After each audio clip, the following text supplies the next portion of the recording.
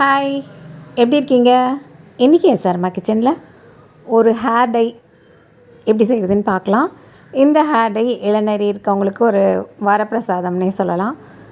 அதே மாதிரி முதுநரையும் நாளடைவில் கொஞ்சம் கொஞ்சமாக மாறும். ஆனால் நம்ம தொடர்ந்து அதை போடணும். ஒரு நாள் போட்டுட்டு கலர் மாறலையே அப்படின்னு சொல்லிட்டு சொல்லக்கூடாது. தொடர்ந்து போட்டுகிட்டே வரும்போது இந்த ஹேர் பேக் போட்டுகிட்டே இருக்கும்போது நிச்சயமாக ஒரு நல்ல பலன் கிடைக்கும். இதை ஈஸியாக வீட்டிலேயே நம்ம ரெடி பண்ணிடலாம். இதுக்கு என்னென்ன பொருள் எப்படி செய்யணும் அப்படின்றத இந்த வீடியோக்குள்ளே போய் பார்க்கலாம். ஃபஸ்ட்டு ஒரு இரும்பு கடாய் எடுத்திருக்கோம். இந்த இரும்பு கடாயில் சில பொருட்களெல்லாம் போட்டு வறுக்க போகிறோம். அது என்னெல்லாம் பார்த்தா, ஃபஸ்ட்டு வெந்தயம் ஒரு டேபிள் ஸ்பூன் எடுத்துக்கலாம். அதே மாதிரி அது லேசாக வறுக்கும் போதே நம்ம கூட என்னெல்லாம் சேர்க்கலான்னா அதே அளவில் ஒரு டேபிள் ஸ்பூன் கடுகு எடுத்துக்கலாம். கடுகும் ஒரே அளவாக சம அளவில் எடுத்துக்கலாம். அதே மாதிரி கருஞ்சீரகம், இதுவும் முடிக்கு ரொம்பவே நல்லது.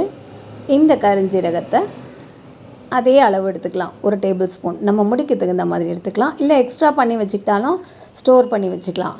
இப்போ என்னெல்லாம் போட்டிருக்கோம்? வெந்தயம், கடுகு, கருஞ்சீரகம்.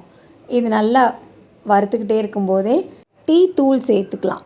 இந்த டீ தூள் சாதா டீ தூள் இருக்கட்டும், மசாலாலாம் வேண்டாம், ஸ்பைஸியாக இருக்கிறதெல்லாம் வேண்டாம். வெறும் ப்ளெயின் டீ தூள் போட்டு அதுவும் ஈக்குவலாக நம்ம அது ஒரு டேபிள் ஸ்பூன் எடுத்துட்டால் அதுவும் ஒரு டேபிள் ஸ்பூன் எடுத்துகிட்டு இந்த 4த்தையும் போட்டு நல்லா வறுக்கலாம். இதெல்லாம் வறுப்படும் போதே கருவேப்பிலை போட்டுக்கலாம். கருவேப்பிலை நல்லா ஒரு கொத்து, அதாவது ஒரு கைப்பிடி எடுத்துக்கலாம். இது இப்போ ஃப்ரெஷ்ஷாக தான் இருக்கணும்னு அவசியம் இல்லை. நம்ம கொஞ்சம் வாடி இருந்தால் கூட பரவாயில்ல, நம்ம வறுக்க தான் போகிறோம். அதனால் ஆனால் க்ளீனாக இருக்கணும். நல்ல கழுவி நிழலில் வளர்த்துனா மாதிரி இருக்கணும். இதுவும் நான் கழுவி அலசி தான் வச்சுருக்கேன். இதையும் போட்டு நல்லா வறுத்துடலாம். நல்ல கருப்பாக வறுபட்டுறணும். அது வரைக்கும் நம்ம சிம்லேயே வச்சு வறுக்கலாம். ரொம்ப ஹை ஃப்ளேமில் வேண்டாம். ஃபஸ்ட்டு கொஞ்சம் ஹையில் வச்சுட்டு அதுக்கப்புறம் கொஞ்சம் குறைச்சி வச்சிட்டோம் அப்படின்னா நல்லா வறுபடும். இது நல்லா கருப்பாக வர வரைக்கும் நம்ம நல்லா வறுக்கணும். இது இன்னும் நல்லா வறுபடணும். இந்த வெந்தயம்லாம் கலர் சேஞ்ச் ஆகணும், நல்லா கருப்பாக ஆகிடும். அப்போ நம்ம அது எடுத்துகிட்டு அப்படியே ஆற விடலாம். அது வரைக்கும் இன்னும் கொஞ்சம் வறுக்கலாம். இப்போ பாருங்கள், அது நல்லா கருப்பாக ஆகிட்டுருக்கு. இந்த ஸ்டேஜ் வரும்போது நம்ம அடுப்பை ஆஃப் பண்ணிடலாம்.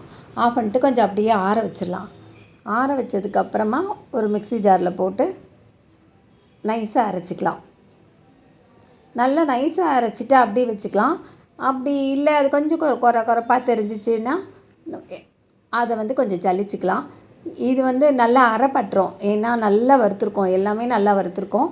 அதனால் நல்லா அரைச்சிட்டு வந்தாச்சு. நல்லா நைஸாகவே இருக்குது. அதனால் அதை அப்படியே வச்சுக்கலாம். இல்லைன்னா ஜலிக்கணுன்னாலும் ஜலிச்சுக்கலாம்.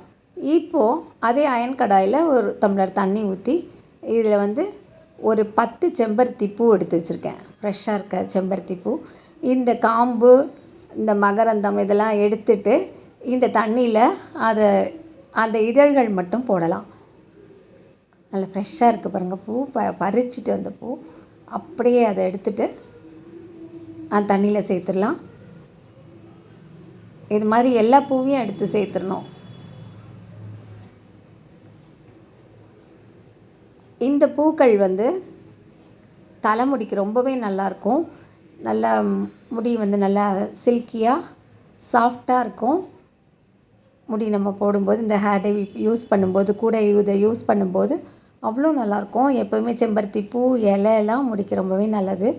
இது ஆயிலாகவும் செஞ்சு தேய்க்கலாம், இல்லை இந்த மாதிரி பேக் மாதிரியும் போடலாம். இப்போ இது நல்லா கொதிக்கட்டும். இது கூட நம்ம இன்னும் ஒரு பொருள் சேர்க்க போகிறோம். அது என்ன அப்படின்னா, மாதுளம்பழ தோல் இருந்ததுன்னா நம்ம தோல் சேர்த்துக்கலாம். நம்ம மாதுளம்பழம் சாப்பிட்டுட்டு ஒரு மூலையில் போட்டு வச்சுருப்போம்ல தோல்லாம், அது கொஞ்சம் காஞ்சி போய் கிடக்கிற மாதிரி கிடக்கும். அது இருந்துச்சுன்னா ரொம்பவே நல்லது, அதை சேர்த்துக்கலாம்.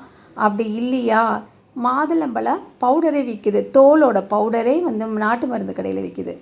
அதை கொஞ்சம் எடுத்து சேர்த்துக்கலாம். ஏன்னா இப்போ எல்லாமே பழங்கள் சீசன் தான். அதனால் இந்த பழங்களை சாப்பிட்டுட்டு நம்ம வேஸ்ட்டை கீழே தூக்கி போடுறது, அதை இந்த மாதிரி ஹேர் டேக்கு யூஸ் பண்ணிக்கலாம். இல்லைன்னா இந்த மாதிரி அப்படி இல்லை அப்படின்ற பட்சத்தில் இந்த மாதிரி பவுட்ரு கிடச்சதுனாலும் வாங்கி அது ஒரு ஸ்பூன் சேர்த்துக்கலாம். சேர்த்து அதுவும் நல்லா அந்த பூவோடு சேர்ந்து நல்லா கொதிக்கட்டும். கொதித்து நல்ல கலர் மாறி வரும். இந்த பூக்களில் உள்ள கலர் எல்லாமே வந்து அந்த தண்ணியில் இறங்கி நல்ல கலர்லெஸ்ஸாக ஆகிடும் அந்த பூவே. அது வரைக்கும் நல்லா கொதிக்க விட்டுடலாம். இது கூட சேர்ந்து இந்த மாதுளம்பழம் தோல்லாம் வந்து எப்பயுமே கரை பிடிக்கும். அதுதான் கரைங்கிறது வந்து அதே மாதிரி தான் அதுவும் தலையிலையும் பிடிக்கும். அதனால தான் அந்த மாதுளம்பழம் தோலை போடலாம் அப்படின்னு சொன்னேன். அப்படி இல்லைனாலும் இந்த பவுடரை சேர்த்துக்கலாம். இப்போ வந்து தலையில் அது கருப்பாகும். நல்லா இந்த கலரோடு சேரும்போது இந்த ஜூஸ் எப்படி கலராக இருக்குதுன்னு பார்ப்போம். இது அது இல்லாமல் நம்ம அயன் கண்டென்ட்டையும் அதை எடுத்துக்கும். நம்ம அயன் கடாயில் வச்சுருக்கிறதுனால. இப்போது நல்லா கொதிக்கட்டும். கொஞ்சம் நல்ல பாதியாக அது சுண்டி வரட்டும். நல்லா திக்காக இருக்கட்டும். நம்ம அது ஏற்கனவே நம்ம பவுடர் வேறு பண்ணி வச்சுருக்கோம். என்னெல்லாம் பண்ணி வச்சுருக்கோம்? கடுகு, கருஞ்சீரகம், வெந்தயம், டீத்தூள், அதுக்கப்புறம் கருவேப்பிலை அதெல்லாம் போட்டு நல்லா வறுத்து அரைச்சி வச்சுருக்கோம். இப்போ இதையும் வந்து வடிகட்டி எடுத்துக்கலாம். இது கலர் பார்க்கும்போதே நல்லா திக்காக அவ்வளோ அழகாக கலர் இருக்கும். இப்போ எடுத்து காமிக்கிறேன் பாருங்கள். உங்களுக்கு அந்த கலர் எப்படி இருக்குங்கிறது தெரியும். இது நல்லா ஒட்டை பிழிஞ்சு எடுத்துடலாம். எடுத்துட்டு இப்போ இந்த எப்படி இருக்குதுன்னு பாருங்கள். நல்லா கருமையாக இருக்குது. இப்போ இதில் தான் நம்ம ஹேர் டை ரெடி பண்ண போகிறோம். இப்போ நம்ம வறுத்து அரைச்சி வச்சுருக்கோம்ல, அந்த பவுடரை வந்து அந்த அயன் கடாயிலேயே எடுத்துக்கலாம். நம்மளுக்கு முடி எவ்வளோ இருக்கோ அதுக்கு தேவையான அளவு எடுத்துக்கலாம். ரொம்ப பெருசாக இருந்ததுன்னா கொஞ்சம் நிறையா எடுத்துக்கலாம். இல்லை மீடியமாக இருந்ததுன்னா ஒரு 2 டேபிள் ஸ்பூன் இருந்தால் போதும். மீதியை வந்து அப்படியே ஸ்டோர் பண்ணி வச்சிடலாம். இந்த தூள் கூட இப்போ நம்ம இப்போ எடுத்தோம்ல இந்த ஜூஸ், செம்பருத்தியும் மாதுளம்பழ தோல் போட்டு செஞ்சு வச்சுருக்க அந்த ஜூஸையும் போட்டு நல்லா மிக்ஸ் பண்ணிடலாம். இது கருஞ்சீரகம், கடுகு எல்லாம் போட்டிருக்கிறதுனால தலைமுடிக்கு ரொம்பவே நல்லது. எந்த பிரச்சனை இருந்தாலும் சால்வ் ஆகிடும். அதே சமயம் நம்மளோட நரையும் மாறும். இது தொடர்ந்து போட்டுட்டு வரலாம். வாரம் ஒருக்க கூட போடலாம். எந்த சைடு எஃபெக்ட்ஸும் கிடையாது. பயப்படாமல் போடலாம். இப்போ வந்து இது கூட ஒரு 1/2 லெமன் பிழிஞ்சிக்கலாம். கொஞ்சமாக போட்டோன்னா கொஞ்சம் கம்மியாக கூட பிழிஞ்சிக்கலாம். அது பிழிஞ்சிட்டு நல்லா கலந்து விட்டுடலாம். இது இன்னும் நம்ம தலைமுடியில் கலரை வந்து நல்லா ஒட்டுறதுக்கு ஹெல்ப் பண்ணும். இப்போ நம்ம ஹேர் டை ரெடி ஆயிடுச்சு. இனிமேல் வந்து இதை அப்ளை பண்ணிட வேண்டியதான். எண்ணெய் பிசுக்கு இல்லாத தலைமுடியில் போட்டு 2 மணி நேரம் ஊற வச்சு அப்படியே சாதாரணமாக தண்ணியில் குளிச்சிடலாம். ஷாம்பு வாஷ்லாம் பண்ண வேண்டாம். தொடர்ந்து இதை போட்டுட்டு வர நரமுடியெலாம் மாயமாக மறைஞ்சிரும், கருப்பாயிடும். இந்த ஹேர் டை ப்ரிப்ரேஷன் உங்களுக்கு பிடிச்சிருந்தால் மறக்காமல் லைக் பண்ணுங்கள், கமெண்ட் பண்ணுங்கள், ஷேர் பண்ணுங்கள். இன்னும் SRM கிச்சனை சப்ஸ்கிரைப் பண்ணாதவங்க சப்ஸ்கிரைப் பண்ணிவிட்டு பாருங்கள். மீண்டும் சந்திப்போம். நன்றி, வணக்கம்.